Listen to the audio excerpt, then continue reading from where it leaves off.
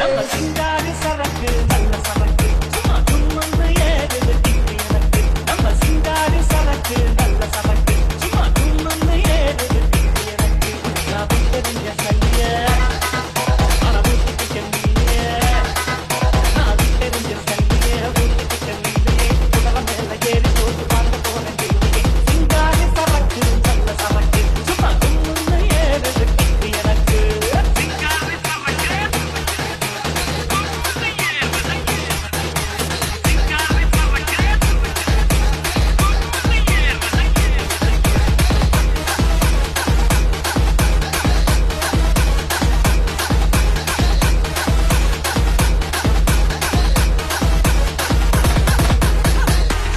என்ன போதையா?